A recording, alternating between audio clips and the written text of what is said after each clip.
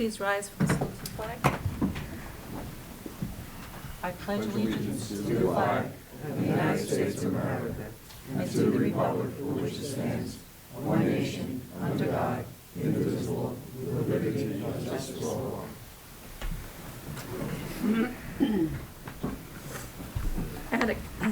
Adequate notice of this meeting has been sent to all council members on January 30th, 2015, and to all legal newspapers in accordance with the provisions of the Open Public Meetings Act, Chapter 231, Public Law, 1975.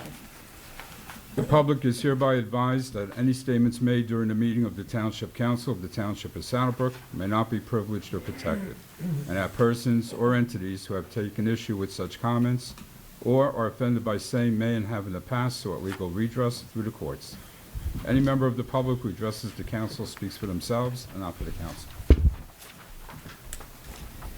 At this time, I'd like to have a motion to open the meeting to the public. Second? Second. All in favor? Aye. Any opposed? This time, the meeting is open to the public. Anyone who'd like to speak, please come up. There was a presentation here from the, I guess it was Bergen County Housing or whatever.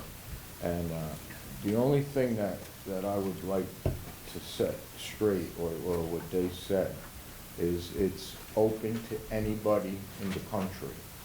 Not only Saddlebrook residents, not only Bergen County residents, but anybody in the country. So if we don't mislead the people of Saddlebrook thinking that that's going to be Saddlebrook housing, which it is not going to be, and it is classified as low-income housing, I understand? Correct? Low income, right? And low-income senior housing, or whatever you want to call it, but anybody from the United States can apply to live there.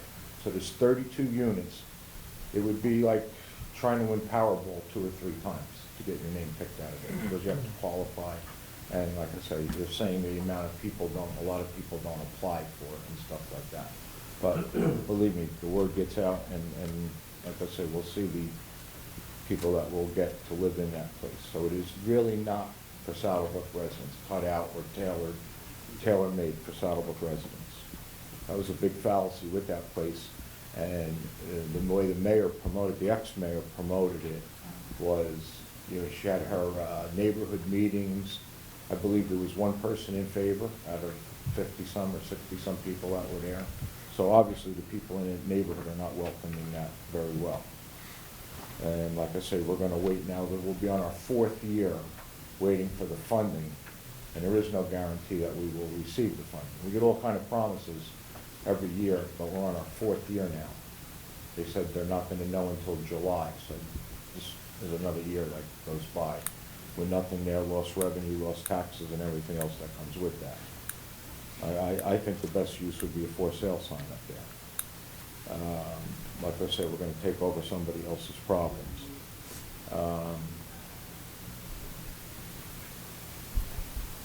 Pete, I asked you to get some ordinances for the chair, Mr. Lodica. Yes, and I mentioned you could come in yesterday or today to pick it up. You have them? I don't have them with me. Well, But I I did have ask for the you to meeting, bring them yes. to the meeting. I mean, Pete, You didn't like ask- I said, we're going to get them one way or the other. We're going to open them, or you're going to Mr. cooperate. Ratajczak, you're welcome to get Why them. is there like a tussle and a I don't know fight why. I to honestly don't get know why. things that are Anything you public need, information? we're happy to get it for you. I mentioned you could come, the other person come to the town hall yesterday. Right? And How about the list of the zoning board, dates of the zoning boards and all that? Did you get that accomplished yet? I didn't get that yet. Your secretary, the secretary to the zoning board has them.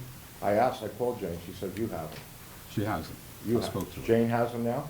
She has them. I always give a copy of the resolution to the secretary. Okay, but I mean, do you have them? Of That's course, what I'm- yes. You have a copy also, I have the resolutions. and you couldn't provide that either?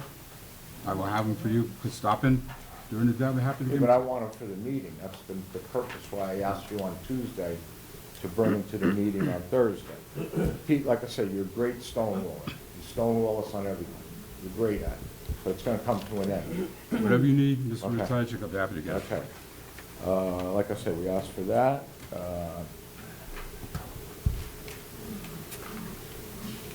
When you were hired by the ex-mayor back in her first term, You were hired as a temporary business administrator, correct? I believe so, yes. Yes, you are, okay. And then she relieved you of that duty, and we hired a full-time business administrator? The Under 60 Mayor years. Diarminios. We hired a full-time BA, correct? Okay. And did anything happen to your salary?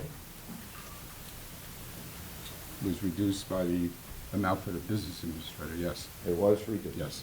Okay. That's 6,000 a year this year. Okay, and that information's available also, correct? So in salary ordinances, yes. Yes, okay. Also, we touched base on Veterans Field on Tuesday night, and as you can see, the weather's not cooperating. That probably would be one of the main reasons why you don't start projects like this in the wintertime. But that was also rushed. We approved it in one meeting, plans were approved. And I had a conversation with the new engineer, and he wanted to see a set of the plans to see what we were talking about, and we don't have any. We don't have any. We don't have any drawings, we don't have any bathrooms, we don't have any costs, we don't have anything. Unless they appeared miraculously, did they? Unless You're the cost to talking about provide the- drawings? The field? Excuse me? What are you talking about, the field or the The proposed? field, yeah. Yeah, they're planned. With the bathrooms, we can see the No, bathrooms? no, just the that's field what I'm itself. saying. So he wanted to know how we go into a project like that, and We without have a no plan. conceptual, I'm sorry, through the chair, we have a conceptual drawing of the But we have no bathrooms and the numbers. concession. We have no numbers. No, not You can yet. make all the drawings you want, unless we know the bottom line. Like I said, how many toilets are we having? How many stalls are we having? How many urinals are we having? He just has square boxes there. Larry, I plan on meeting with the engineer and the architect tomorrow, and Okay, but I and mean, Mr. like, Cavalier. how do you go into a project, a $2 million project, and not have a set of plans? I mean, you're gonna be watchdogs, but you got nothing to watch with, you have nothing to go by. He could throw any number he wants at us. And I also thought that he was only gonna be responsible for the field, just the items that are started. Now, all of a sudden, we turn it around, Mr. Simaluka brought it up, and he's gonna take care of the refreshment stand, the bathrooms, and everything. I mean, and he's not even the engineer, he's not even, I mean, this gentleman here is the engineer. I mean, it's only right that the new guy should, you know, he doesn't have any drawings, he doesn't have anything to base on, we don't have any numbers, but yet, and also when it comes time to vote, Mr. Simaluka always recuses himself on Mr. Costa's bills. And I would like to ask you to chair, what is your relationship with him? I've represented him Okay? legally. Legally, okay? So, you know what I mean, I think we should just move on and hire the people that the new administration has hired. I mean, he had enough time. I mean, I had issues with him the other night on all the incomplete projects that he started and didn't finish. DPW roof, pump station, the light on Flora Lane. I mean, all we did was talk about these things and never accomplished anything. And they're all left here for this administration to handle now. And, like I said, we were paying him big bucks all along. So, I mean, if this gentleman here is gonna take over all of them uncompleted projects, I mean, why doesn't he just move right in on the field and take care of the refreshment stand, the parking, the bathrooms and everything else? I mean, Mr. Costa has nothing in there, nothing, no drawings or no figures or anything like that. You people do what you wanna do, or you people hire who you wanna hire, but I believe Mr. Costa's term is up. And, if that was the case, he would be finishing all the projects that he started, and he's not. This firm is taking over. Like I say, salt shed, winter's gone already. We don't have it. He comes in with an estimate for $400,000. I mean, we discussed it. You could build a salt shed for $40,000, $50,000. He comes in at $400,000. But you gotta realize, 10% of $400,000 is $40,000 in his pocket. So he's not gonna come in at $40,000. He's gonna come in at 400,000. The roof on the DPW, what was the savings would have been if we did the roof when we knew we needed the roof? I mean, now it's up to 122,000, and there's 22,000 on the side. If we would have acted immediately when the roof leaks, I'm sure if your house roof was leaking, you wouldn't wait 2 years to fix your house roof. You know, you'd do that, that would be like an emergency thing that needed to be done. And I mean, these projects that were all in place, they all got pushed to the side so we can jam that field down our throats. I mean, Mr. Sinaluka said they didn't rush, but I mean, it was approved the same night you got your plans. And I don't think there's any way that you can read the plans and vote on a project that size. And we did rush, and another project we rushed on was Broadway, special meetings and everything else. We were having 2 and 3 meetings, planning board was having special meetings, these are all things that cost money. And it's sitting there now, 3.5 years. So, like I said, I think we better think before we do things, or just take one project at a time, work on that, finish that, and move on to the next one. But we got stuff ripped apart all over town, Fifth Street, behind the cinder block company. These are all things we start and nothing is finished. PJ's project, he told me tonight that nothing was even done with that for his backyard. He was just told that, oh yeah, it's going, this is going along, that's going along. What happened? Nothing, all right. But I mean, these are things that you have to look at, and we gotta try to fix them now. And I also made a comment also, like I say, I know the DPW takes a lot of heat and a lot of things, but like I said on Tuesday night, when they do good, they do good. And like I say, the plowing I thought was exceptional. But like I say, you got the cooperation from the police department, you got the cooperation from the residents, not parking on the streets, and this is the kind of work that these guys can do. They can do the work if we cooperate with them. And like I say, he's a new leader here, and I think that they're gonna listen to him and get the jobs done. And it will fall right down the line. It starts at the top. If you don't have good leadership, you don't have good workers, you don't have good snow plowing, you don't have good nothing. But I really think that Bobby and you people up here can really, you know, light a fire in the town, what we need, and get things straightened out for us. Because the last administration really hurt us. They did vindictive things right until the end. The police department, the raises, and everything else we did. And, you know, that's not the right way to run the town. You don't want to hurt the town. You want to leave it in better shape than what you took it over with. And what she did is just cripple us. Thank you.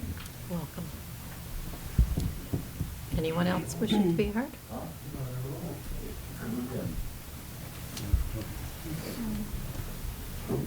I'm just going to bring up a few subjects that I discussed, a few of them on Tuesday.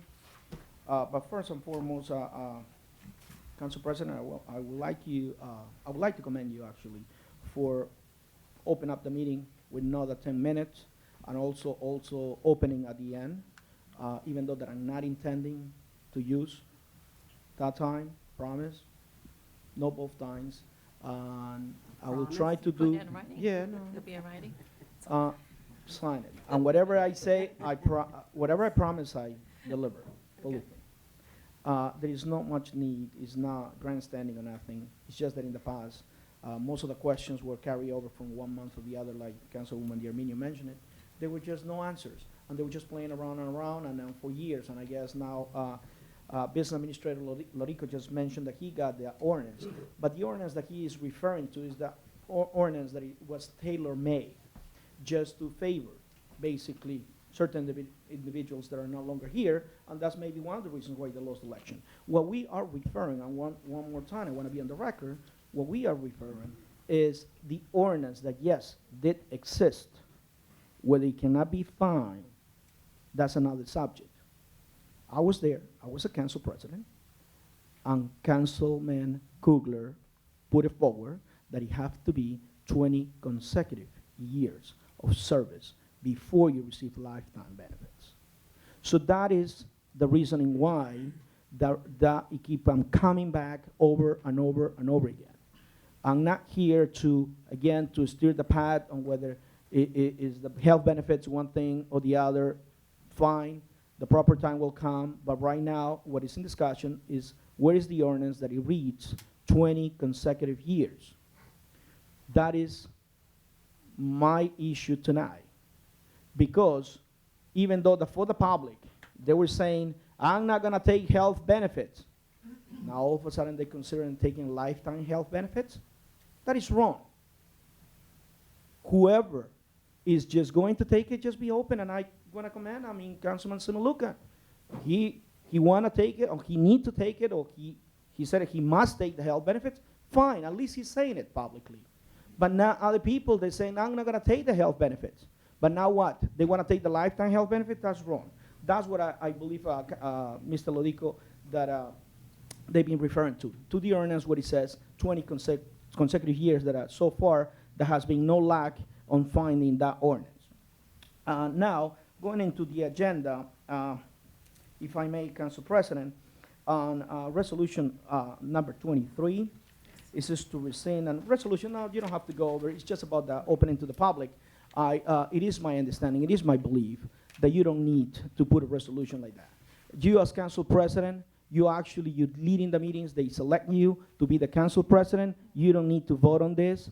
It is just your prerogative to just manage the meetings the best possible way you think you are, because they have given you the responsibility to run the meetings. So it's up to you to open it at the end and at the beginning, but you don't have advice and consent of the council. You just let them know how you're gonna run the meetings, and if not, you can check with legal department, and I'm sure that he will be more well aware on that subject, but I've been council president, and I know that it doesn't need a resolution for that. I felt it was just a common courtesy. Oh, yeah, no, it could be a courtesy, that you could put it, but it doesn't have to be executed as a formal resolution. I know. Now, on the first reading of, before I jump to the last subject that I have, I would just like to make a comment to Mr. Lodico. This back and forth, whether the secretary of the zoning board has the date or when the term expires for the zoning board members, or whether it is Pete Lodico as not business administrator, but as a clerk, as a guardian of the records, that tells you a lot. And I hope that Mayor White and the new administration try to change somehow the channels of communication between several departments, because it shows to the public that something is not working. And maybe that's one of the reasons why we don't find certain documents. And I'm gonna tell you why. Zoning board members are nominated by the council. You are the clerk to the council. Just to give you an example, my guess is that it should be your responsibility, because the secretary could be anybody this year and somebody else next year. But you, as a clerk of the council, should be keeping a record of every single individual. And I know now by talking to some members, by discussing, it doesn't make sense. The way it is now, somehow the years of the expiration term are not proper. It doesn't make sense. Because the way I understood is that every year should be one permanent position available to be nominated or to be filled. Right now, my understanding that it's not gonna be positions available, just the next nominations that you gotta make gonna have to be on alternates. It doesn't make sense. Somewhere along the line actually has expanded their term or didn't finish on time, but somehow it's a mishap. But now, the public don't wanna hear whether it's your responsibility or the secretary's responsibility. My understanding, it is the clerk's responsibility, because you work for the council, and the council made the appointments. And if I may, just to the chair, it's just an observation. And finally, I would just like to touch the subject about the police department. And I say it's present Tuesday, and I'm glad to see the chief right here tonight in attendance. You are ready to go for first reading on moving a lieutenant and on the advice of the chief to benefit the police department. When I say benefit, is because they want to give a trial period of a year to see if it works the 12-hour shift program. I expressed on Tuesday that we should look into different avenues. What about if after 1 year or 9 months that program doesn't work? We already have a litigation on our hands. The mayor expressed on Tuesday that if we have a 4th lieutenant, he will not rescind the promotion, or demote the lieutenant. Who knows? It might be another lawsuit. Why to entertain avenues that we don't know what is around the corner? Why to jump the bridge when we don't have to? That's one thing, to look for the benefits, and I commend the entire police department. But also we have to look into the eyes of the taxpayers. For more than 2.5 years, I've been researching about things about the police department when I was trying to research in order to eliminate the position of deputy chief of police. And I brought you over and over and over again the ordinance on how to work it out in order to eliminate the position of deputy chief of police. And I commend you already, and I congratulate you for removing the position once Chief White, now Mayor White, retired. So my conclusion is, if you approve that tonight on first reading, then it goes for a second reading. We have 28 police officers right now. My take is that it's up to 32. It's controversial if it's up to 34, but we currently got 28, and we have to deal with whatever we have right now because we don't even know where we are standing with the NAACP and the federal lawsuit that we have pending. So let's just take just 1 second. I'm not going to go into so many numbers, but if I just have to go by whatever we have, and a small town like ours got 3 captains, a small town like ours with a police force of 28. We got currently 3 lieutenants, and we have 4 sergeants. That's without counting the 2 that were rescinded, those promotions. So just bear with me for 1 second. If you pass it through and the 12-hour shift program goes back, what are we talking about? We're talking about putting back 2 sergeants and putting back another, or putting another extra lieutenant. Therefore, we're going to have 3 captains, 4 lieutenants, 6 sergeants, and 1 chief. The total is 14.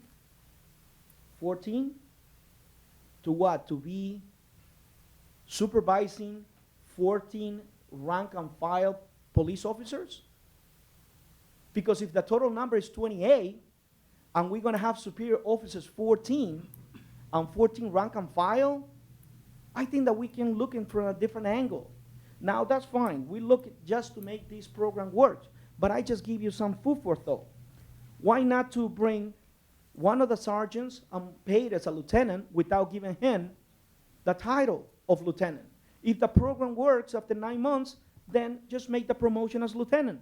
Another point can be just to bring back or to bring down 1 captain without demoting him, just to perform the duties of that lieutenant. Just to see if it works. Because to approve somebody for lieutenant, and if the program doesn't work, how are you going to remove the lieutenant to the ranks of sergeant again? Another lawsuit? Just for food for thought. Then what are we getting in return, we as taxpayers? Can we have some special police officers? 1 or 2, one is with arms, the other one is without arms, to maybe do the overtime? Because sometimes you see, now especially with these 12-hour shift programs, you see some captains doing overtime. You see them when PSNG break ground anywhere in town, you see some captains doing overtime, or anybody doing overtime. Can it be done by special police officers? And of course, I don't think that it's going to allow because it's through negotiation through the PBA. But then if we are doing a trial basis, why don't we try different things? Or maybe to increase the administration fees. The administration fees, because they're using the gas, they're using the car of the police department, they're making the money, but what money the town is making? They're using the car, they're using all the equipment from the police department, but what are we getting in return? Then again, listen, I give you this, let's try this, but then let me try this too. If it doesn't work, we call it quit at the end of the year. But then again, my advice is that's perfect if it goes to the 12-hour shift, but that's what the town needs. Is that what the town needs? Or maybe we need to increase more than rank and file. Or maybe we have to, have the time to revisit the entire table of organization, because that is the biggest expense that we currently have on the budget.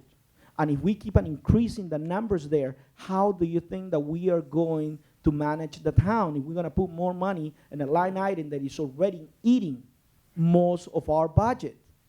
And again, nothing against the police department, but let's just try to look for different ways. Bring more rank and file. But it's up to you to review the entire police department, not just this 12-hour shift, but see what we have right now, if that's the number that we need. Thank you all for listening. I think it was last year when council amended the ordinance for the snow removal to go from snow cover to 2 inches, whatever. Is there any way something can be put into effect for one side of the street parking for a certain amount of inches of snow by Franklin School? Because it's a nightmare. They did take it out today by the truckload. It is better. You still have two ways parking, buses coming down, people trying to go. It's a nightmare. Like Franklin School specifically, you're talking? that- Well, I don't know about the other schools. I live there, so it's just, Lance is a two-way street. Right. And when you have cars parked on both sides and school buses trying to come up and snow, there's no way everybody's passing. We're backing cars up. We're helping Ann, the crossing guard. It's a nightmare. So Sylvia, just so I'm clear, you're saying to remove the snow, is that? No, the- if or there's just, a certain amount of snow, can we Right. not have one side of the street parking maybe? To allow the snow to be put, like? No, just so people won't park there so you can Oh. get the traffic through. Yeah, I guess we could look into this traffic situation now. And if it's causing problems, sure, we could look into it. Thanks. That's it. I missed the last several meetings, and I know Channel 77's been messed up. I guess that's the Township channel, and I don't know if Cablevision has decided to change the way they do their formats. So being as I couldn't find them on TV, I mean, you turn the channel on, it blasts your ears, it's so loud when you turn it on. So I went to the Township website, and the last time I saw updated minutes was July 1st of 2014 that were posted. Unless something changed on the website, there hasn't been anything for the minute. The agenda's there for each month, Right. but the last minutes you see are the July 1st meeting, I believe it was. So if we're hurting on visualizing things on TV to know what's going on, is there any way we can get those minutes posted? Because for the people that can't attend, it's the only way Sure. for us to know what's going on. Sure. Okay, and then I just have one other quick question. Back in, I believe it was the early summer of 2014, there was talk about applying for a grant. I know the grant was supposed to be implemented for this year if it got approved. It was for sidewalks, repairs for schools. And I believe Mr. Semaluka said anybody within 2 miles of a school would qualify. Sidewalks had to be a hazard to children walking or something.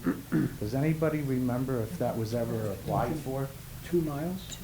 I believe that's what you stated at that meeting. I couldn't find the minutes. That would be the entire town. No, Yeah, and that's exactly what you said. You said that would mean that everybody would qualify. The grant was applied for in October, but we're waiting to hear from. Yeah, no, I just wanted to We make did sure put that it it was in. applied for, because it sounds like it would be a good thing for the town if we I did get the money. think it was anybody within a certain amount of feet from the school, and based on where our schools were, it pretty much touched most of the town. Okay. You know, Well, We did put in for the grant. Okay, that's all I need to know. Thank you very much. Council comments at this time? Anyone? Start in this end. Awesome. Good.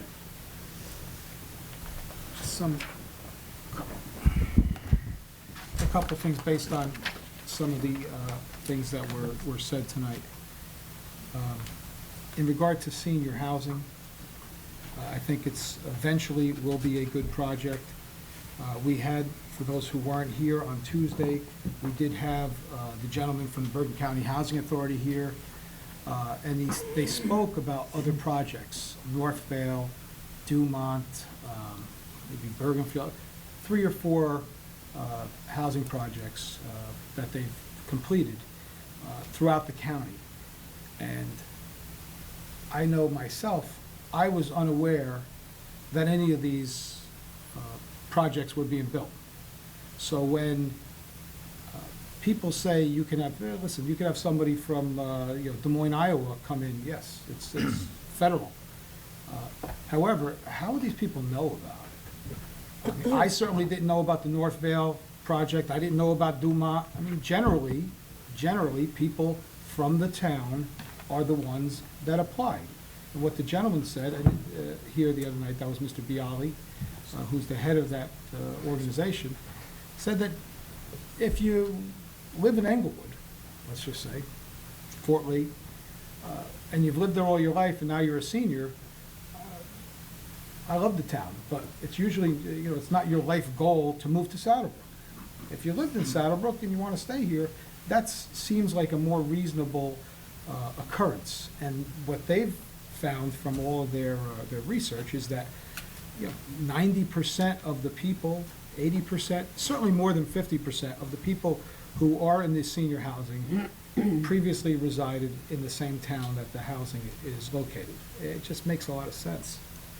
In terms of Veterans Field, I just got to say one thing. The project, in terms of the field itself, and I'll limit it to the field, not the bathrooms, not the snack stand, but the construction of the field, probably 80 to 90% complete. Now, if we had waited, as some people suggest, that we rushed into this, we didn't rush in. I mean, it's been over a year that we've been talking about this. I can tell you now, we're still talking about certain things. It's February meeting. Assuming that we weren't on this project, not only would we lose the $400,000 that the county gave us, but when would we sign the contracts to have this thing built? If we waited March, April, well, what would have happened then? All of your school sports, let's say they even started, all of your school sports, your spring sports are done for 2015. Let's say they started this. You're not having lacrosse, you're not having softball, you're not having Babe Ruth at that field. It will be torn up if they started it then. And there's no guarantee that they'd be done by the football season. So why do we start it? Because we got 80% and 90% done before, unfortunately, the weather kicked in. Snow melts, they started again, and our goal is to have that field up and running, so this way everyone playing spring sports can play on a brand new field. Now, it talked about abandoned projects. Well, I've had this discussion a number of times about the difference between a town and your house. You don't run a town like you run your house. You just don't. Listen, if I had a leak in my roof, what do? I call up my buddy, the roofer. I say, come over, fix my roof. He gives me a bill, and I pay it. We don't do that. We can't do that. You've got to go out to bid. You've got to prepare the bids. You've got to go out to bids. You open the bids. You discuss them. It takes months to do anything, and it's frustrating. Believe me, we'd love to, if there's a leak in the roof, we'd love to have it done the next day. But we've got to go along with the rules. And in terms of the roof, it was put out to bid. There was a bid. There was a bid, dispute or an objection to the bid. And tonight, we are accepting the bid. And hopefully, Pano Roofing is going to start very quickly. But it's not like this project was abandoned. The pump station went out to bid. The floral lane, it's being reviewed by the county. Again, it's a county road.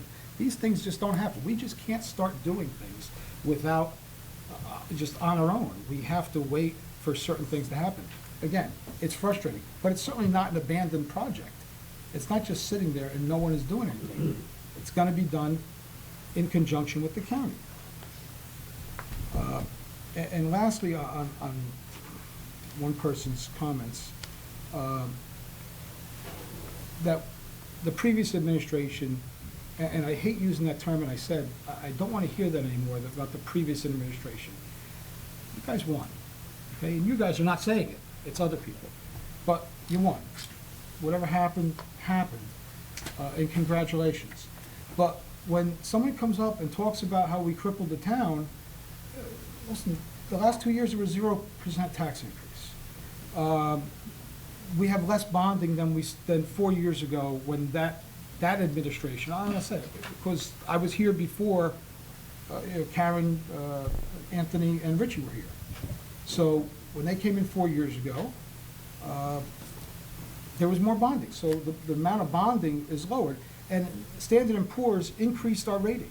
So when you talk about, and in addition, our surplus went up. So how are we crippled financially?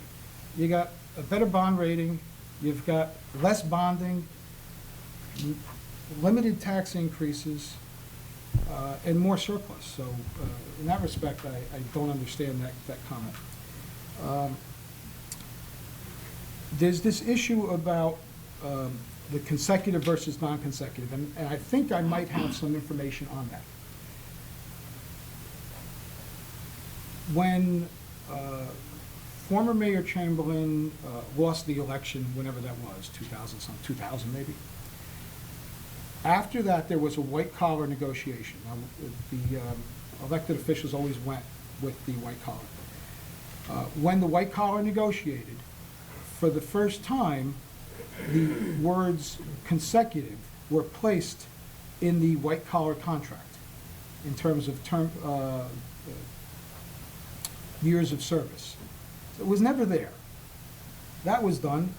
Why it was done? You could say it was done to shut somebody out. But I wasn't part of that. I don't know why it was done that way. In the most recent white-collar contract, the word consecutive was taken out because the word consecutive is not in the blue-collar contract, it's not in the police contract. Also, the amount of years of service was upped from 20 years to 25 years because that's the same way as it's in the DPW and the police contract. So 4 years ago, when they signed the white-collar contract, and it was agreed to by the white-collar union people, the term consecutive was taken out, and the number of years that you had to serve to get the benefits was increased to 25. So now all of our 3 contracts are the same. They're exactly the same. We had talk about the 12-hour shift. Now, there's talk about making what I would say a provisional lieutenant position. My understanding is this, and I may be wrong, but my understanding is that under civil service rules, you can't make a provisional appointment if there is an active list. And there is an active list currently for lieutenant. So you can't take a sergeant, make him a provisional lieutenant, and then later on, send them back and say, well, you were only a provisional, you're going back to a sergeant list. You can't. The mayor probably would know more about that than me, but that's my understanding. So that's one thing that we can't do. So that was a suggestion, and I guess in a perfect world, that's not a bad suggestion, but it can't be done.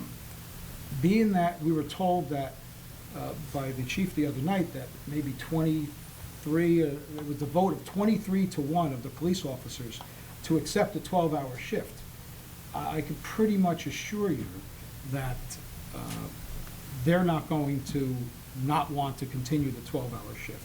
Could be the town, but I am in favor of what was proposed. I was in favor of this, and I did talk to a number of people before the promotions, demotions, and all that took place. If you're going to go for the 12-hour shift, it just makes sense to have the four lieutenants there. In terms of overtime, and we're getting charged with overtime for the private work, just so everyone knows, the town gets a certain percentage of all the overtime. Let's say PSE&G pays $1,000 for overtime. The town gets a percentage of that. So while they're out there on the street, and they're getting paid by PSE&G really, the town makes money on it. It used to be 10%, and a couple of years ago we raised it to 20%. So, for every $100 they make, the town gets their own $20. So it's not coming out of the taxpayers' pockets. It's actually paid by the private contractors, and the town also gets some benefit out of that. That's all I have. Sure. Just one other thing. And the chief is here, and I'm just, I did speak to a number of DPW workers about the plowing, and for the streets that were able to be plowed, did a great job. The problem is, in spite of Nixle and in spite of everything, there are a number of people that did not get their cars off the street, and especially on the south end of the street, south end of the town, there are streets that if an ambulance or a fire truck had to go through, probably would not be able to make it. There are, if you go through some of those streets, there are vehicles that are still snowed in and plowed in. They haven't moved it. I mean, for all intents and purposes under the law, that 48 hours, they're deemed abandoned. But my understanding is that no snow tickets, parking tickets were issued. I had a problem with that. for whatever reason, I think that it sends a bad message to the next time that there is a snow event, that somebody says, I didn't get a ticket. We're not giving, Saddlebrook doesn't give tickets out for snow. There is an ordinance on the books. Listen, that blizzard of the century, that never happened. I mean, they talked about it for a week ahead of time. If you didn't know to move your car beforehand, you got issues. So just for whoever is listening to this, probably not gonna take the warning, but move your car, because what it's gonna do is, we don't want a tragedy where somebody can't get through a street because you decided that you didn't want to follow the law and you're just gonna leave your car out there. It's just not right for anybody, and we certainly don't want that to happen. So please, get your vehicles off the street. There's an ordinance in place. You don't have to you listen to the radio, you watch TV, you know that there's gonna be snow, you know how much it's gonna be. Just get your your car off. If it's not that much, so be it. You still got it off the street. But you're just hurting other people by being stubborn and keeping it on the street. Thank you. I have a few things to comment on. Andrew's a tough act to follow, but I have just two I'm quick. going away. I'm leaving. Okay, you can stay.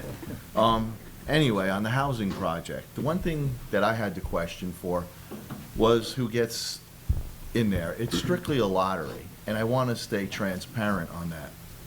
That if, just say, Mr. and Mrs. Jones from Saddlebrook put their name in the lottery, and Mr. and Mrs. Smith put their name in from Texas, it's in the lottery, and it's whoever gets pulled out of there. That's all I wanted to point out, because I asked that question when they were in, and it's solely a lottery system. The other thing I wanted to touch on was Veterans Field. I didn't want to overstep my boundaries there, but I am still involved with recreation. So when I started to see plans on the turf, things weren't really the way they should have been, or I should say the best with the situation we have. So I did spend a lot of my time, and collectively, talking with other councilwomen, councilmen, and the people that are involved, and we worked out a very nice plan for the turf. In my opinion, the turf has worked out to the best of our ability, and it should suit all sports.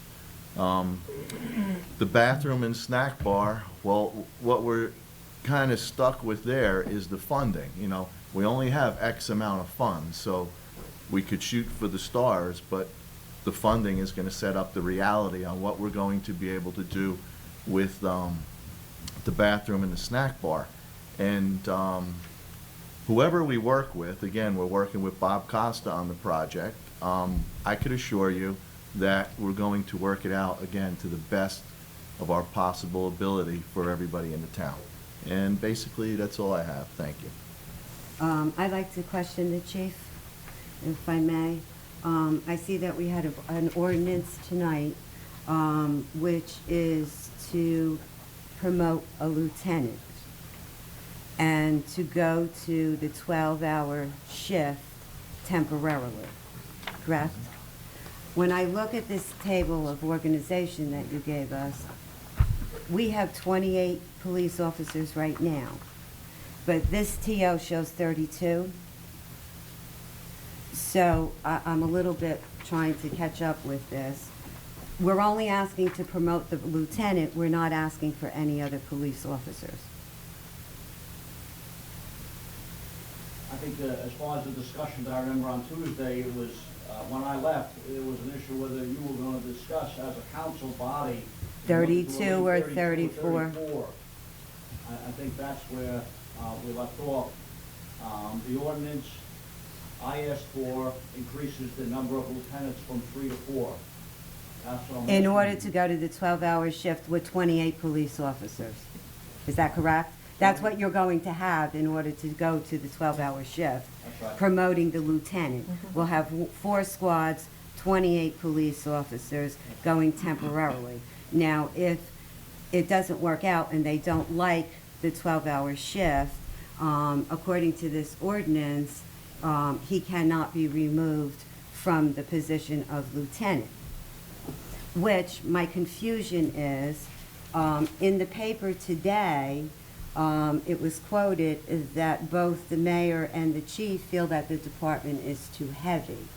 So my question to you is, wouldn't it make more sense to complete the TO before promoting the lieutenant, and then complete the TO, promote the lieutenant, and then go to the 12-hour shift, so we could have a full complement of men, versus doing it this way? I guess what my question is, why are we doing it this way and not filling up the TO prior to doing the promotions in the 12-hour shift?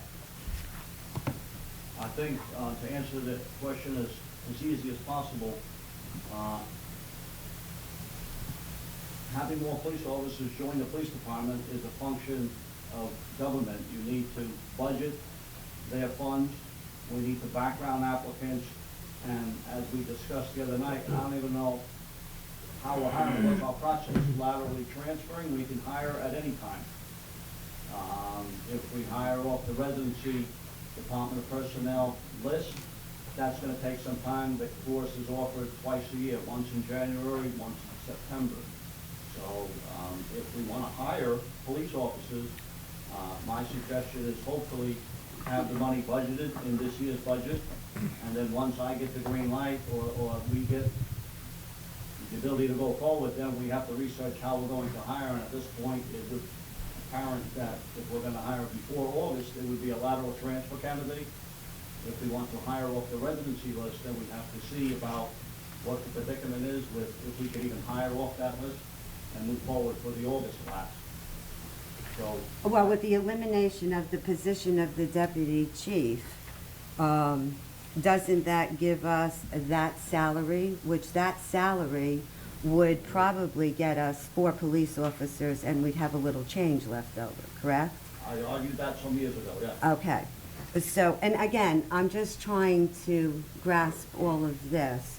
Where are we at on that? I know we talked about it, and you were going to go back on the consent decree and you haven't done that, I guess, since Tuesday. Yeah, and the first thing I was trying to do was to find out if the individual who is the local, I guess, representative of the NAACP, to see if there was anything that could be done without, having to go to court and spending money to do the order, so forth.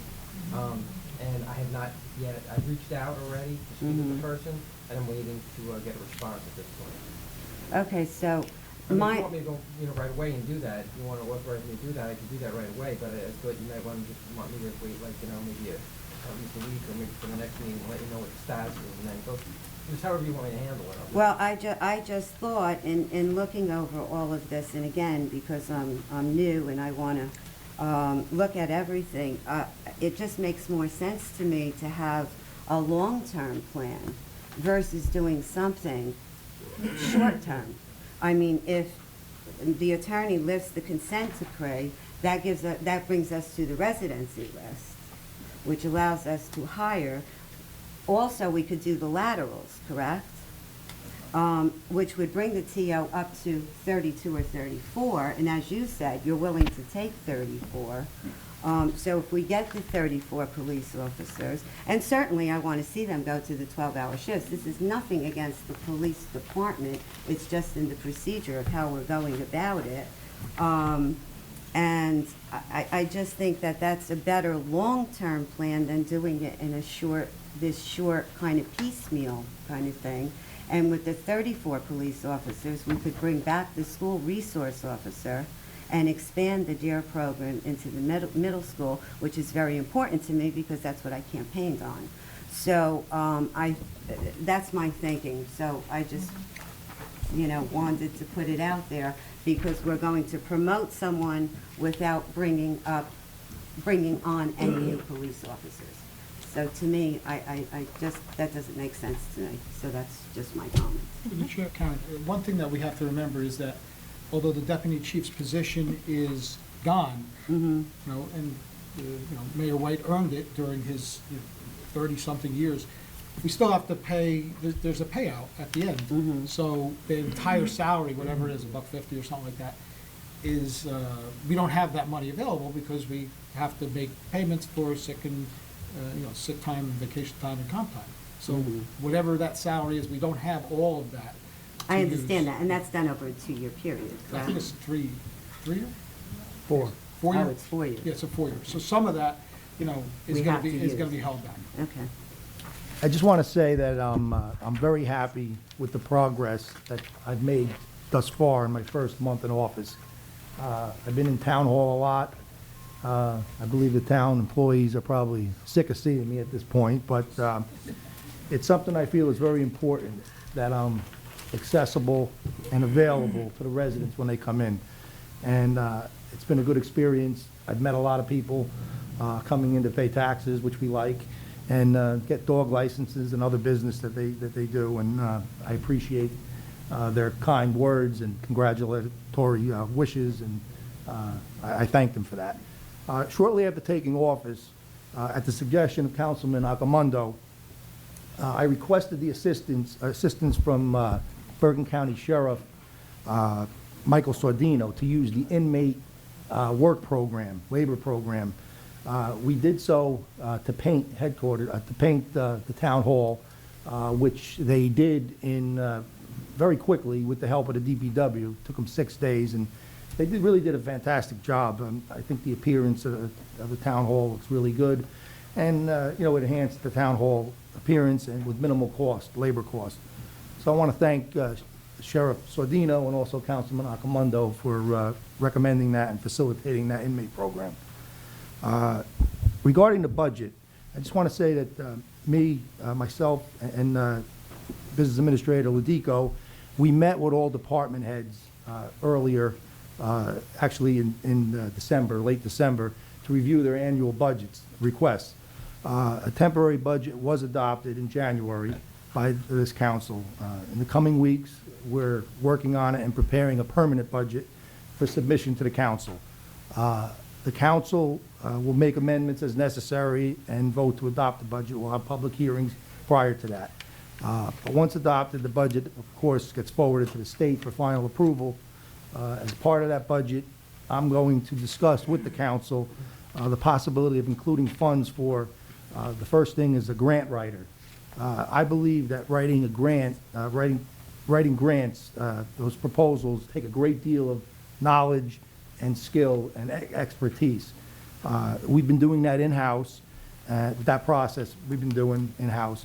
But I believe the investment, what it would cost us to hire a professional grant writer, will really give us much better odds at receiving grants and allow township employees that are currently doing it to continue the day-to-day operations that they do now without any distractions.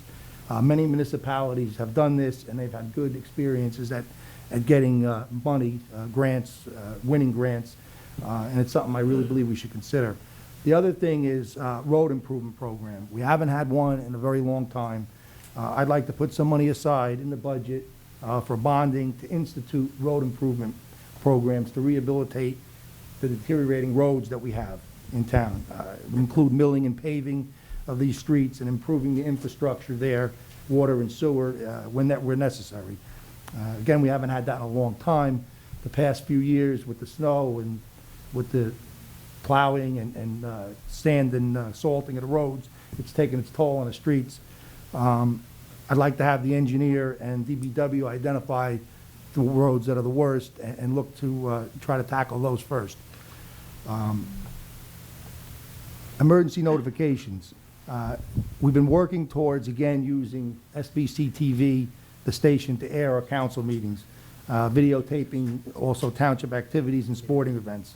But most importantly, we need that station to notify the public in emergencies, emergency situations. I urge all of you who haven't signed up for Nixle phone and email alerts to do so. You can go to the town or the police department web instructions there on how to do so. Also, if you haven't been receiving the Swift Reach 911 calls, please contact my office or Chief Kugler's office to make sure that your phone number is added to the list, because some people have complained they haven't received the 911 calls. School liaison. This council has appointed Todd Accomundo, Councilman Accomundo, to be assigned the responsibility of serving as a liaison to the Saddlebrook School District. His role is to establish a rapport, an ongoing rapport with the members of the Board of Education and the school administration in hope of improving communications and enhancing the relationship between the town and the school. Councilman Akamundo will schedule meetings with the Board of Education representatives and will discuss issues that affect both the town and the school. I think it's very important that we work together with the school district. Veterans Field Project, I'd like to thank the council for their involvement and efforts working together to ensure that this project is going to be a success. And as Councilman Samaluka said, I do believe we're on target. This snow has set us back a bit, but I do think that we're ahead of schedule at that point, and I think we're going to be okay. I'd especially like to thank Councilman Camilleri for being the point person and really taking a lead role in overseeing the project. I also want to mention the involvement of Recreation Commissioner Joe Sedekes, who's been involved as well. Open Space Grant meeting, Mr. Lodico and I will be attending a meeting next Monday evening, February 9th. We'll be discussing with the county applications submitted by 2 residents in flood-prone areas to be purchased, for their homes to be purchased with the funds from this grant. As I said on Tuesday, we received a letter from County Executive Tedesco urging residents that are in flood areas to attend an open house session conducted by FEMA next Tuesday, February 10th, at Bergen County Plaza in Hackensack from 4 p.m. to 8 p.m. I will be attending with Chief Kugler and Emergency Management, also the Emergency Management Coordinator. Some council members may be attending as well. FEMA will be discussing the release of new flood hazard area maps. This could have an impact on your home and also your flood insurance for residents in flood areas who may have to pay additional money for flood insurance. There's also another session on Wednesday, the next day, February 11th, which will be at the Bergen County Police and Fire Academy at the same time, 4 to 8 p.m. Lastly, next month is Women in History Month. Anyone that wants to forward me nominations for women in history, we'd like to recognize them in March. Please forward to my office by February 23rd. It's Monday, February 23rd. I also want to take this time to congratulate our municipal court judge, Judge Deborah Gross-Quattrone, who was for being appointed a Superior Court judge, which is a huge honor. Saddlebrook girl, doing very well, being appointed. And I do believe that it was official today, that she was appointed to Superior Court judge. Thank you. Thank you, Mayor.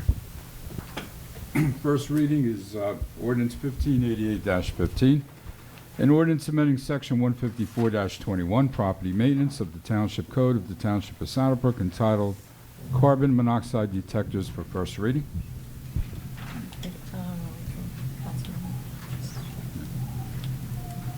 Andrew, would you like to discuss this? This was actually Andrew's.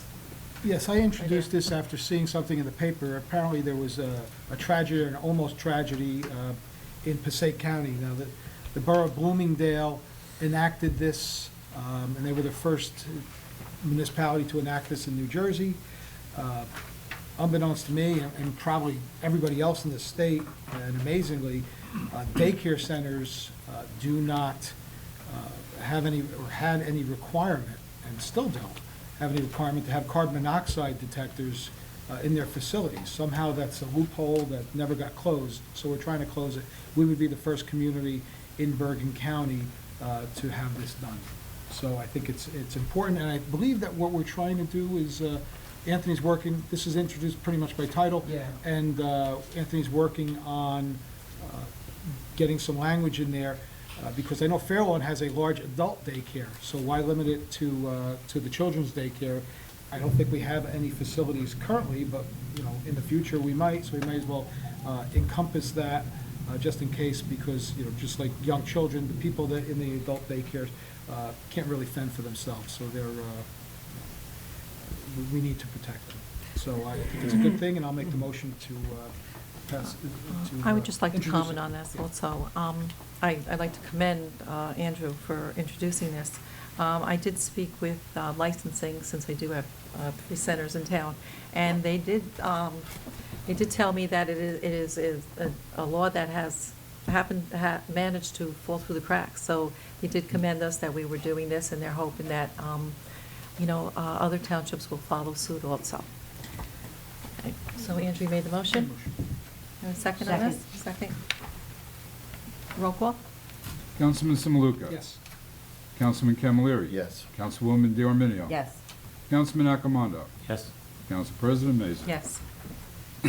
Be resolved by the Township Council of the Township of Saddlebrook that an ordinance amending Section 154-21 Property Maintenance of the Township Code of the Township of Saddlebrook entitled Carbon Monoxide Detectors, heretofore passed on first reading, be further considered for final passage at a meeting to be held on March 5th, 2015, at 7:00 p.m., or as soon thereafter as the matter can be reached at the Municipal Building, 93 Market Street, and that at such time and place all persons interested be given an opportunity to be heard concerning said ordinance according to law, with the notice of its introduction and passage on first reading, and of the time and place when and where said ordinance will be further considered for final passage.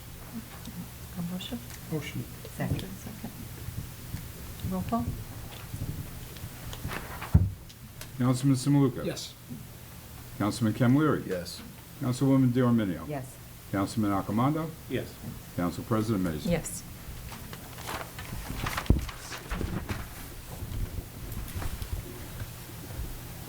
Ordinance 1589-15. An ordinance amending Chapter 33, Article 1 of the Township Code of the Township of Saddlebrook for first reading.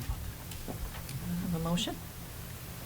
I'll make the motion and just explain a little bit, because this just refers to numbers and really doesn't explain. This is the table of organization, which would increase our current table of organization, which says 3 lieutenants to 4 lieutenants. It does not affect any other part of our ordinance, which currently has 1 chief, up to 3 captains, up to 6 sergeants, and a maximum of 34 total police personnel.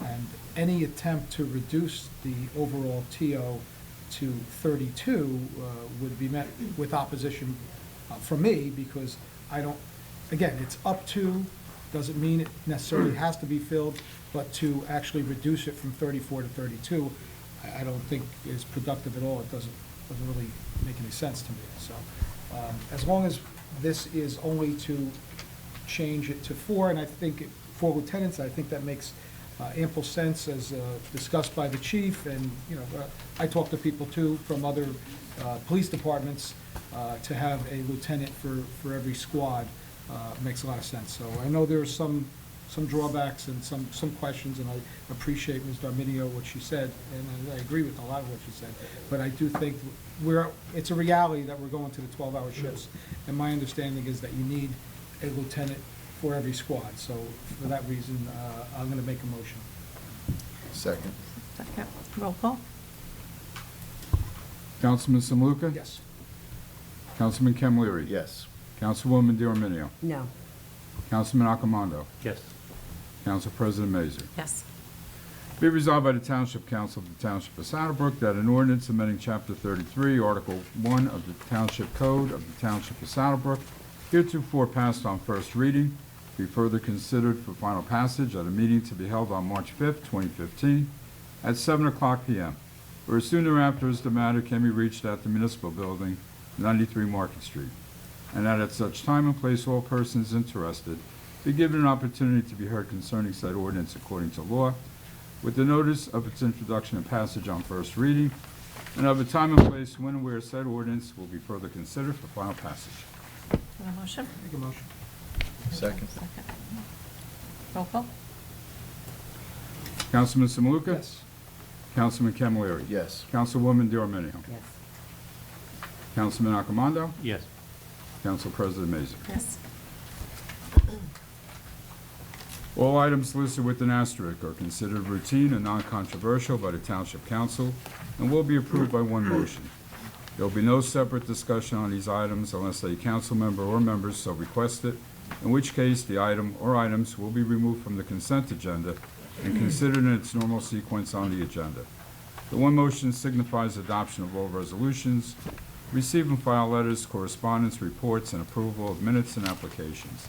Not part of the consent agenda would be the December 30th, 2014 minutes. Resolutions number 9, number 10, number 13, number 21, 19 through 25. I think that's it. Oh. Yeah, Any left? few Okay, so we need a motion on the ones on the remaining. consent. Through the Consent. chair, I'll make the, through the chair. Yes. Just on item 10, Mr. Suarez, in that contract, they were also going to put down that for work that's done by a paralegal or a law clerk would be $50 an hour. So that's going to be included rather than... Part of the contract. Right, as part of the contract. At a savings to the town. And we have the change order. Okay. Yep. Yep. So, do I have a motion? for the I'll make a one- motion. for the bill? I'll Second? second it. Second it. Roll call? Okay, for the consent agenda, Councilman Samaluka, Yes. Oh, yeah. Councilman Camilleri. yes. Councilwoman D'Arminio. Yes. Councilman Accomando. Yes. And Council President Mazur. Yes. Minutes of December 30th, 2014. A motion? Make a motion. Second. Second. Roll call? Councilman Samaluka, Yes. Councilman Camilleri, Yes. Councilwoman D'Arminio, Yes, abstain. Councilman Accomando, Abstain. and Council President Mazur. Yes. Resolution number 9 is change order number 1 for turf field that we received yesterday. Yesterday. It's in place of the one for the risk management, which is Do I have a motion? Motion. Second. Roll call? Councilman Samaluka. It just, so everyone knows what this is, basically there was some additions because what we did was we added some Falcon logos into the end zones, and also we added 2 kind of side-by-side junior soccer fields, which, and this is the extra money for the lining. We had a long conversation with the turf consultant and also our recreation soccer commissioner. So I will vote yes. Councilman Camilleri, Yes. Councilwoman D'Arminio. Yes. Councilman Accomando, Yes. Council President Mazur. Yes. We have to approve the professional services contract for the township attorney. Motion? Motion. Second? Second. Roll call? Councilman Samaluka. I have to abstain. Mr. Suarez and I were on the same letterhead as of 2 months ago, so I'm going to have a self-imposed 6-month moratorium on voting on anything to do with Mr. Suarez. I think after that, it's fair game, so I will abstain. Councilman Camilleri. Yes. Councilwoman D'Arminio. Yes. Councilman Accomando, Yes. Council President Mazur. Yes. And we have the professional services contract for the tax appeals attorney. Do I have a motion? Motion. No? Second. Roll call? Councilman Samaluka. For the same reason, Mr. Ironman, who's the tax appeal attorney, and I were in the same firm. So again, for 6 months, I don't think I can justifiably vote for anything to do with Mr. Ironman. I will abstain. Councilman Camilleri, Yes. Councilwoman D'Arminio. Yes. Councilman Accomando, Yes. Council President Mazur. Yes. Resolution number 19 is payment of bills, corner nursery. Make a motion. Second. Roll call? Councilman Samaluka. Yes. Councilman Camilleri. Yes. Councilwoman D'Arminio. Yes. Councilman Accomando, Yes. Council President Mazur. Abstain. And we have bills for Costa Engineering. Do I have a motion? Motion. And Second. Roll call? Councilman Samaluka? Abstain? Councilman Camilleri? Yes. Councilwoman DiArminio? Yes. Councilman Accomando? Yes. Council President Mazur. Yes. Appointing the third alternate to the zoning board, Joseph Zattarelli. Motion. Motion, do I have a second? Second. Roll call? Councilman Samaluka? Yes.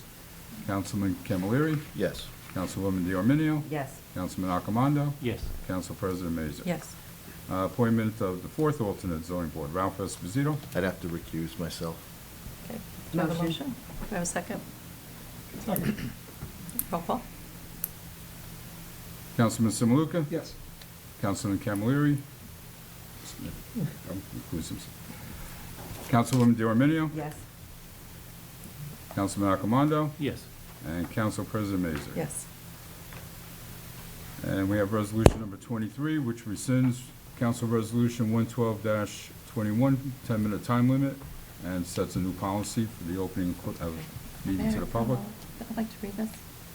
Okay. This is like a resolution for our time limits. We're going to try this, see how it goes. This is whereas CR number 112-21 established a time limit of 10 minutes per speaker during the public portion of Township Council meetings. Now therefore be resolved by the Township Council of the Township of Saddlebrook that it hereby rescinds CR 112-21, establishing said time limits, and adopts the following procedure for public meetings. There will be no time limits during the public portions of the Township Council meetings. The council meetings shall be open to the public at the beginning of the meeting and will open to the public at the end of the meeting. The second public portion shall be only for items on the agenda. However, if the council president feels that there is a need for a time limit may be imposed during the public portions of the meeting at the council president's discretion. The last paragraph, basically, we put in here for if there was something that was, that there was a big crowd here, we wouldn't want everybody to be out there at the podium unlimited time. So just so we have some kind of options. Okay. I'd like a motion on this. Motion. Second. Roll call? Councilman Samaluka?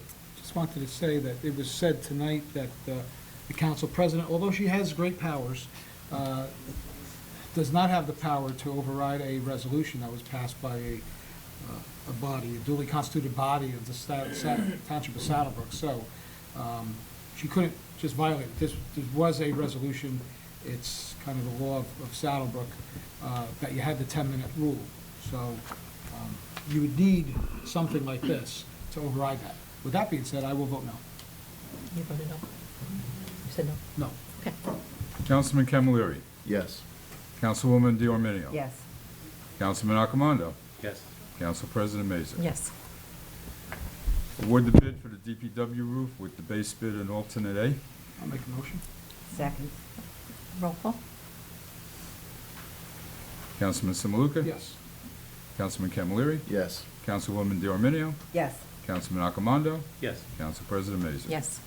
Award bid water main project for Fifth Street, to John Garcia Construction, with base bid and alternate A, and Russell Lane water main extension is the alternate. Motion? I'll make a motion. Second. Roll call? Councilman Samaluka? Yes. Councilman Camilleri? Yes. Councilwoman DiArminio? Yes. Councilman Accomando? Yes. And Council President Mazur. Yes.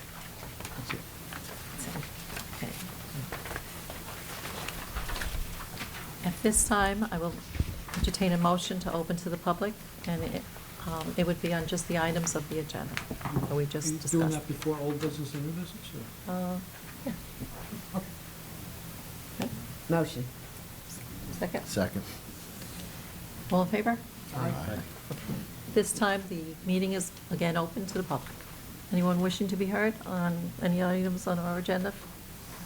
Through the chair to Mr. Samaluka, you seem very knowledgeable on the healthcare ordinance. where 2 years ago, nobody knew nothing. You said that you based it on, there was 3 unions in town, PDA, the blue collar and the white collar? My understanding, no, yes, 3 unions. I believe so. What union are you people members of? Not a member of the union, sir. Not a member of a union. Do you pay any dues to any union? No, sir. So why would you use the guidelines of the white collar union to take your health care benefits? What I I would like talked a about legal was- opinion from our new attorney on what he thinks you people should be classified as. Because to me, you're elected officials. You're not part of any union. Mhm. You don't pay any dues. Mhm. And my opinion only, is you're not entitled to any benefits, because you're not a township employee. Township employees, we take care of. I mean, it would be the planning board should be eligible for benefits, the zoning board should be eligible for benefits, the fire department, the ambulance corps. I mean, anybody that does anything in town. Through the chair, Yes, I think the township attorney could shed a little light on that. okay. Fine. So the question is, why does the members of the governing body follow along with the white collar union Right. health benefit policy? Mm-hmm. All right, well, with regard to union membership, yes, the governing body is not a member of any union. Who? The governing body is Body, not a member of right. any union. Right. Okay. And my understanding is that, oh, I'm sorry, I hope you can hear me better. Thanks. I can pull this one. My understanding is that with regard to the reason for the benefits that are taken by whoever on the governing body is able to take them at this point, is that it was probably a practice that was followed, a past practice policy, and that might be the reason why they're doing that. Some towns, because there's been changes in the laws over the last few years with regard to, the ability of certain members who are elected of governing bodies to take benefits.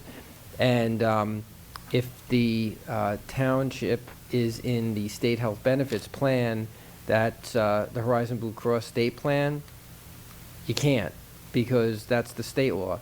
But the Township of Saddlebrook is not in that plan. They're in. I did some research on this. This came up a few weeks back. It's a Horizon Blue Cross Blue Shield plan. That's not the state health benefits plan. So they are able to still, obtain the benefits in that regard. So that's one issue. So the other issue is when they follow along with the union, and the unions, I guess it's not just the health benefits, but I guess there's other ways that the unions are able to get certain, other types of benefits as a result of being in a health plan, which would, I guess, involve like eyeglass prescription plan. I don't know if they follow that or not. But They if get they're, everything.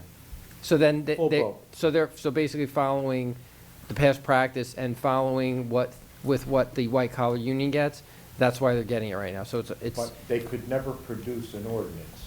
They could never produce one. We looked for it for years. Over 2 years, we looked for the ordinance. Mr. Rodriguez mentioned something tonight about the consecutive years, and that's why they couldn't produce it, so because it said consecutive years in there. And that's what we're trying to prevent from happening, because when benefits were cheap, it really didn't matter. Benefits are not cheap anymore. It's $25,000, $26,000 for a family. And like I said, I don't think that they're employees of the town. No. And they're not members of any union, or like I say, Board of Ed members should be able to get it, or Board of, everybody might as well take it then. What makes them up here, when everybody else is down here that volunteers for the town? They get their salary. I mean, if you're taking a job for the benefits, and you're sitting up here, and that's what seems to be happening, not doing anything and stuff like that, that's what happens. And we're the ones that pay it, the residents. I mean, the same thing he mentioned about the PBA with public service, that we get kickback on that thing. Do you think public service just wipes that money out? Who do they pass it on to? They can pay them $200 an hour. We're the ones paying for it. So it really doesn't matter what the town gets, what the officer gets, or whatever. It comes back to the taxpayer. We pay that officer sitting in that car, whether he's working for the town or whether he's working for public service. Comes on our bills and everything else. And I mean, it's to the point now where the fees for health benefits and everything else are astronomical. I mean, you got a guy directing traffic for 8 hours, gets $800. People don't make that in 2 weeks in their paycheck. Makes it in 1 day. You know what I mean? I mean, things we have to keep in line, or try to keep them in line, so the public service bills don't get out of effect. Also, on the senior housing, there are also income requirements and that need to be met. So it's not just that all the Saddlebrook seniors can put their name in the lottery and do it. They have to qualify financially and other things. So it's just not that you just come in and put your name in. So that's why I'm still saying it'll be very, very few people, because the outside towns, the Pattersons, the Englewoods, the Passaics, they meet the requirements financially, not the seniors of Saddlebrook. Not sure. Huh? I don't believe that. Well, I do, because most of Well, the I seniors don't. in town, I don't. Most of the seniors in town will meet the requirements to get into the senior housing. okay, and where are they living now? And the seniors in town are Right. living in their houses in town. In their houses, right? Yes. So how about the people from Irvington and Patterson? Where are they living right now? I have no idea They're where not they're living in their living. houses. They're all Section 8s. or that are But gonna this qualify isn't for it. Section 8 housing. I know that, but that's where they'll qualify faster than a person from Saddlebrook. No, he didn't Person say- from Saddlebrook He has a didn't- house. he didn't say You're that knocked the out other right night, then and Larry. there. You're knocked He- out, Karen.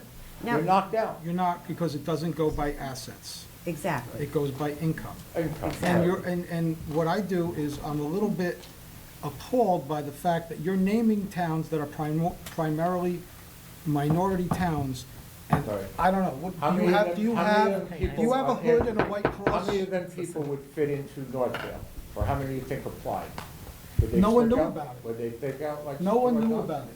Just like So you is- didn't let know me about ask it you and I something. didn't know about it. You being a council person and a governing person, do you think it's right to keep it from the people who really need it, or give it to your friends and relatives? Who's What gonna- would you do? It's a lottery. Well, so don't say It's a you're gonna lottery. keep, nobody knew about it. Don't hush it down. Build it for the people who need it. That's the problem with this country. We don't take care of the needy.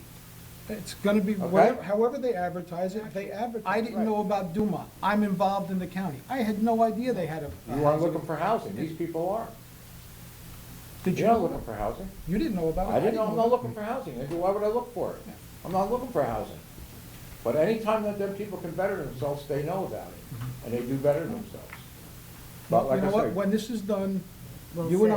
and I will come back, We'll and go for I'll a admit tour. that I'm Let's hope for the wrong, best. or you can, and I would hope that you would I don't admit have a you're problem wrong. with that, but I'm just telling you what's gonna happen.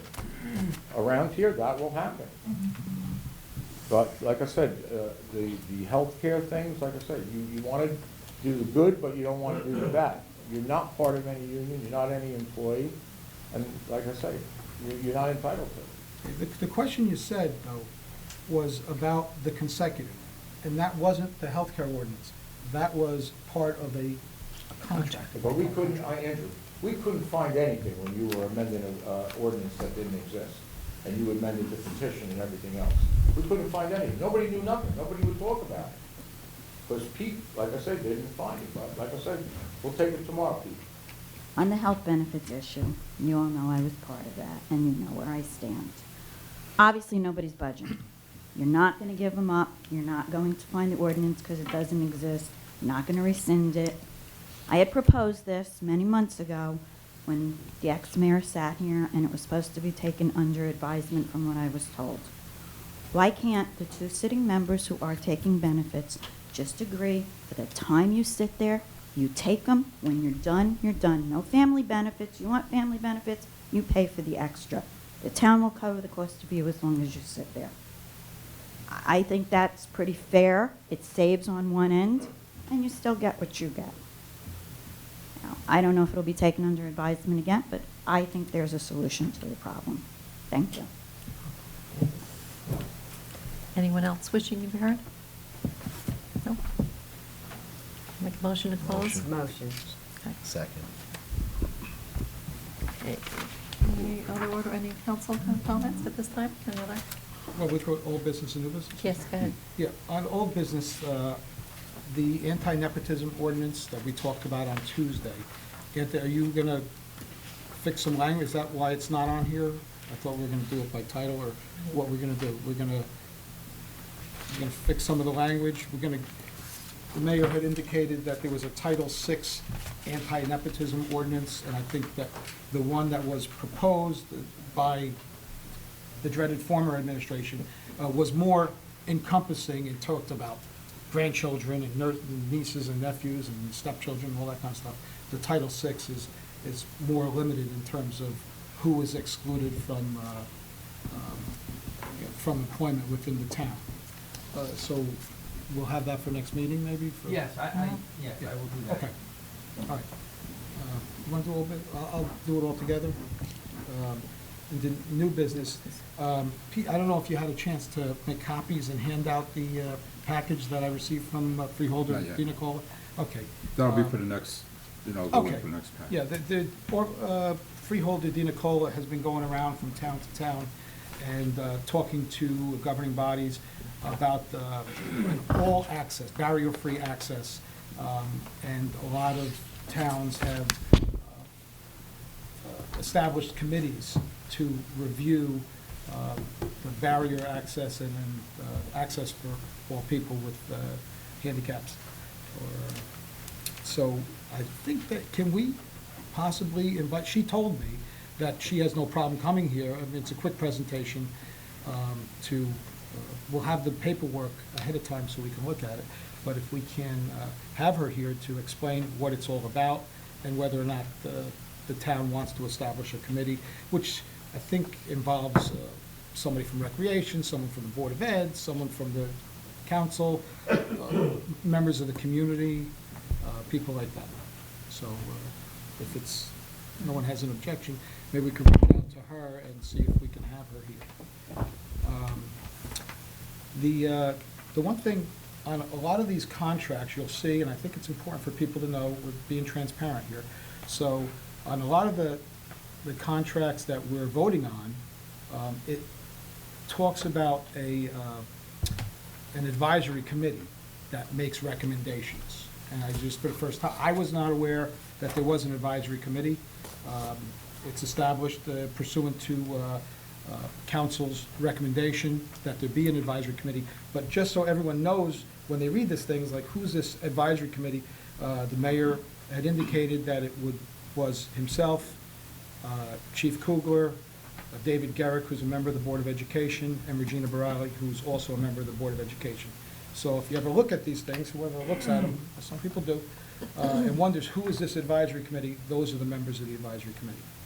And lastly, some of us got the memo or are wearing red tonight. It is National Heart Month, so symbolically we are wearing red. My dad died when he was 39 years old of heart disease, so everyone should get their checkup. Obviously, he died and left 3 kids, 6 and under. So it's very important to get yourself a checkup and make sure everything is okay. And that's it.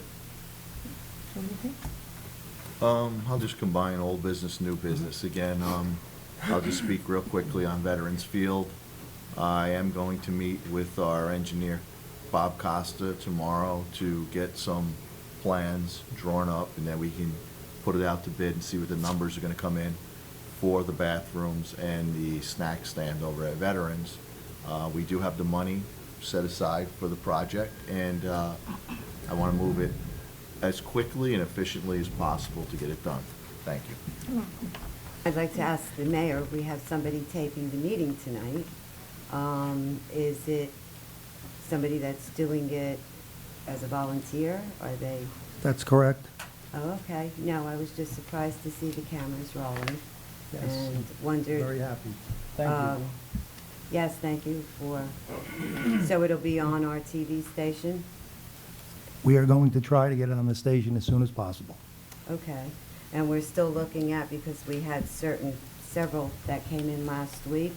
We haven't really, we talked about, are we, finalized with this, or? No, we're not finalized. Okay. Okay. That's it. Just something that, I did speak to Mr. Halco, who did run the TV station for the last couple of years, I guess. And my understanding was he got tape. I think these guys are digital. right? Your digital? Yeah. We had tape. He would go and somehow change it to digital, and I thought he just went to Cablevision and just handed it to them and they put it on the air. But apparently, our facility at Coolidge School is actually the broadcast network.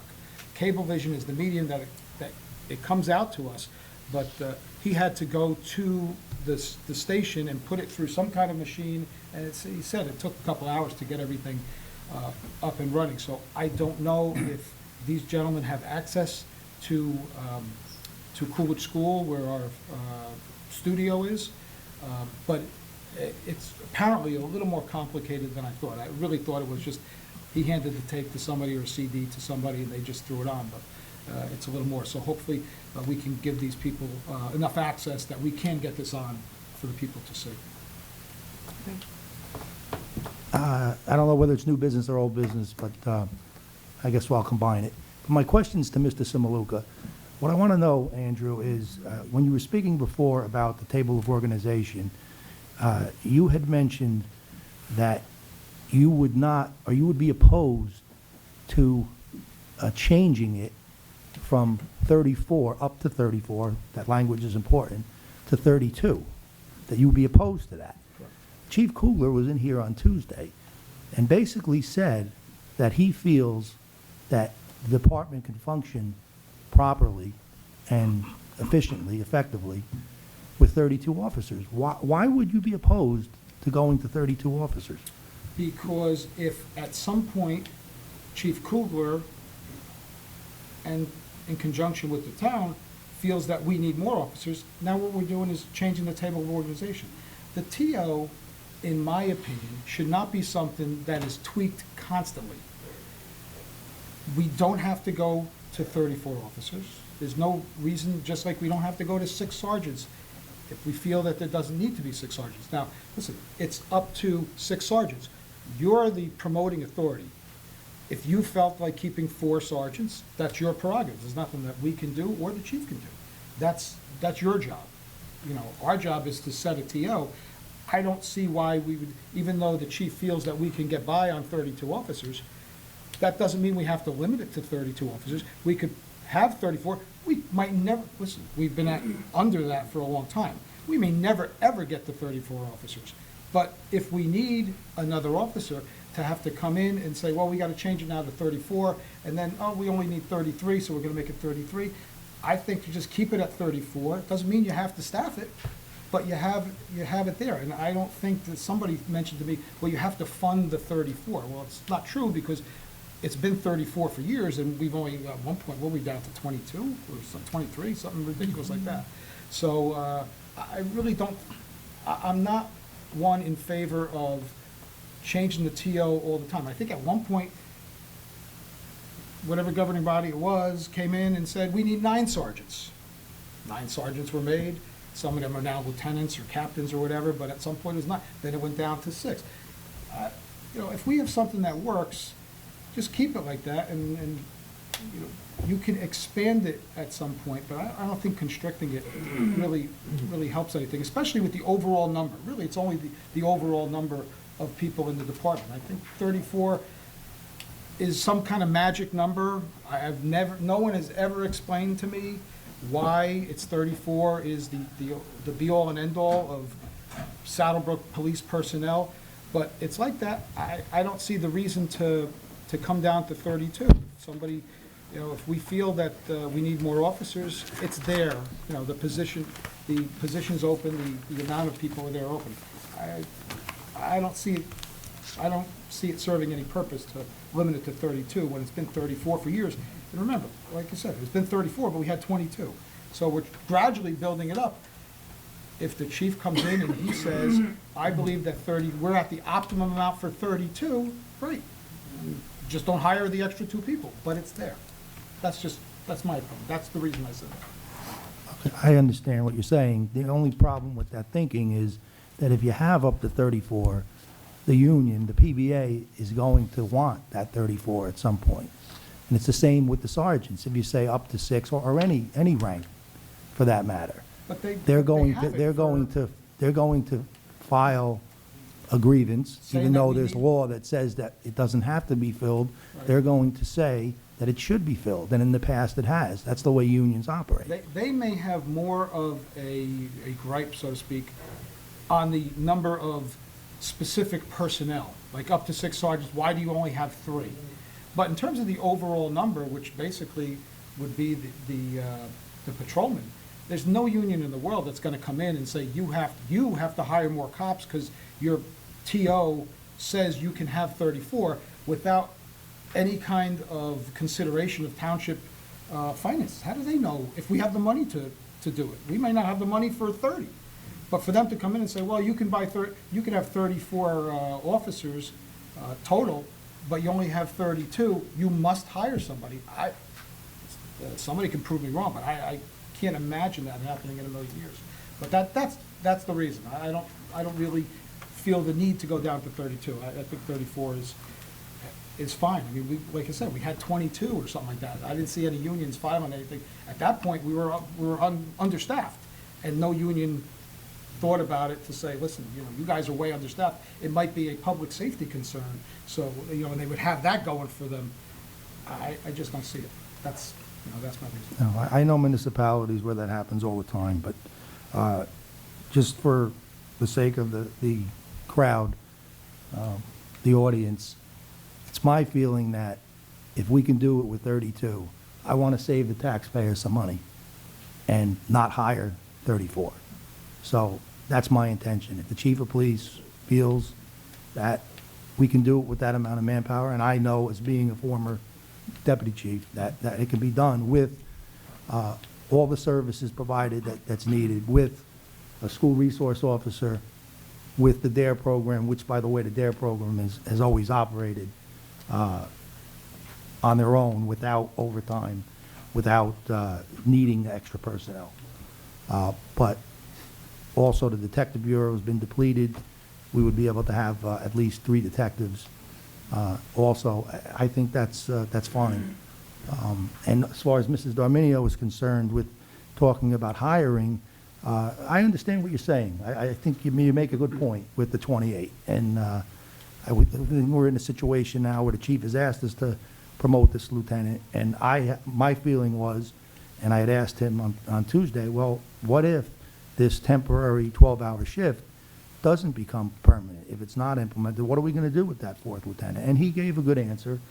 And my feeling, again, is that you're making that lieutenant, and even though we are top-heavy, I've said it, and I'll say it every time, I do still believe we're top-heavy, but what's the option? Are we going to demote people? I feel that's, demote people that have been there, legitimately hired and promoted. I'm not going to do that. That's not an option to me. But through attrition, maybe that's a different story. And we'll address that when we come up to it. But the police department, the chief has requested, just for your knowledge, when you see the budget, that he has requested 2 officers be hired this year. And we want to do it in a way where it's where we're not, again, burdening the taxpayer with let's hire 4, let's do 2 this year, maybe 2 next year. So, and that'll bring it up to 32, which I believe is appropriate. Thank you. Okay, that's it, council comments. Just to recap, I just want to reassure everyone, it's a healthy conversation that's going on up here between all of us, and I think it's great. Everybody's got their input and everything. And at the end, we leave it up to the professionals. And I firmly believe everyone up here has the best interests of our township. And we're moving forward in a positive way. Of course, we're not going to please everybody all the time. We're trying. It's a work in progress, and just want you to know that, it's the best interest for everybody. And with that, I also would like to welcome our new 2 zoning board alternate members, Mr. Esposito and Mr. Zuttarelli. Welcome on board. Thank you for putting your time and effort into it. And if there is no other, is this? Okay. No. Oh, I thought you threw this right in there. Happy Valentine's Day, everybody. Be safe out there, too. I'd like a motion to close the meeting? Motion. Second? Second. All in favor? Good night, everyone. Be safe.